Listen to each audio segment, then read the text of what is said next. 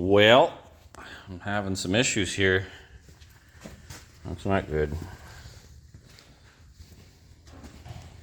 Pretty exhausted from working on this thing, and I've got problems with the power steering pump overheating in the OBS, and it's still doing it with a new pump or another good used pump. I know that pump is good though.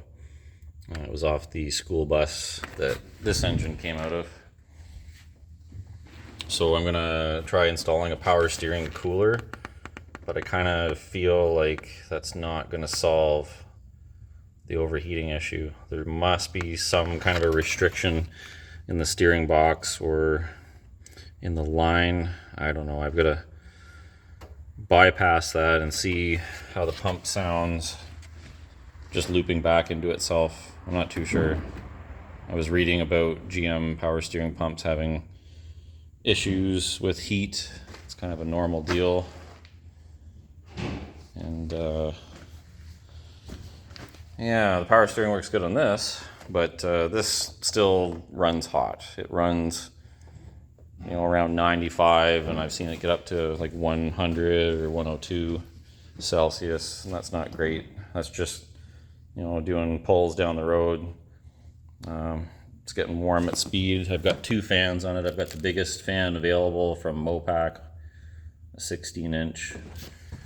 And then on the front, I've got a Ford Mustang V6 fan pushing. And there's lots of air moving through there. I don't think it's an issue with the fan, because when you're going down the road, it still runs hotter than normal. And it has no thermostat in it now. I took out the thermostat. The radiator warms up very quickly when you're warming up the engine, so I know the water pump is working.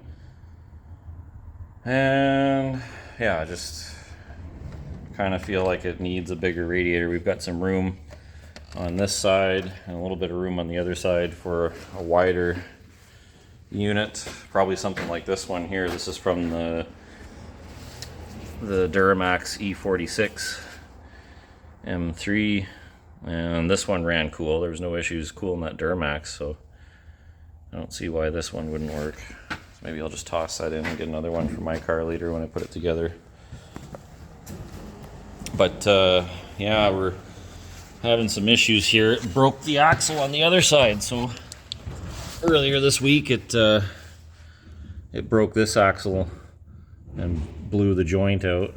And then tonight I was ripping up and down the road. It was pretty good in a straight line, but then I whipped into a donut, and yeah, it made it about halfway around the circle, and then it blew this joint out and made an awful racket. I had to limp it home with that thing slapping around in there. It didn't do any damage, just was banging and crashing on top of the exhaust. But check out this inner joint. So this is a Ford Explorer inner, and it took a massive chunk out of it in a couple spots.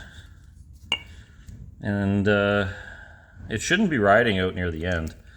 Like when I welded this in place, I had the outer joint, pushed out so the boot was compressed, and I had this one set, about halfway, so it was kind of in the middle, or that tri joint, or whatever you call it, the little wheels.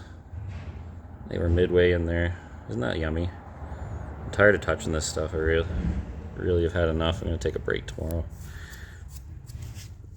But it destroyed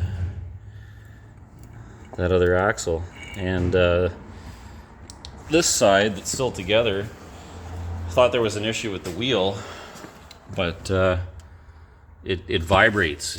It's going up and down and kind of binding that joint. And this axle, when I remade it, is much longer than it needs to be. The inner joint is pretty much pushed all the way to the inside of that cup, because I didn't want it popping out again. And it's holding up, but something ain't right. It's the outer joint is binding. So what I think is going on here that's different than the E46 axles is the the outer joint is not locating. It's allowing the axle to push in like way too far, way past where that joint is supposed to be riding. And I'm looking at the E90 M3 axles here, and it's got a stopper on it.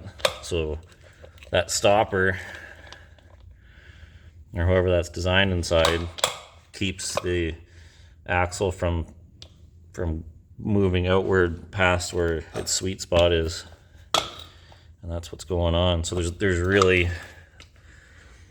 no way to make this work without buying the Seemslegit axles, which we're trying to avoid, because they're $2,200 American, which is going to be like almost, I bet you it'll be $4,000 by the time we have a pair here with the inner cups and all the stuff we need to put them in. That's pretty much what this car was worth before we did the swap. That's kind of crazy.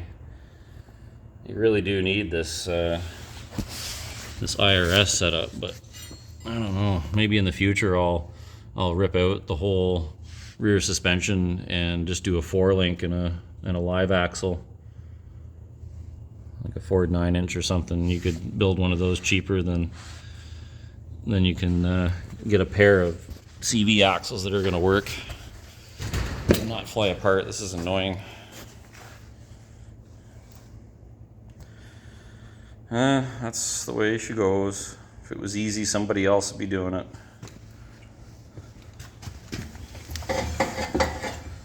You should have heard this thing on the way home. Oh man, I thought I was tearing shit up in there.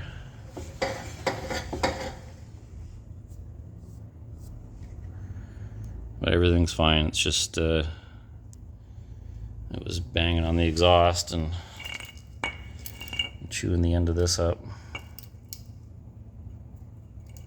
Total destruction.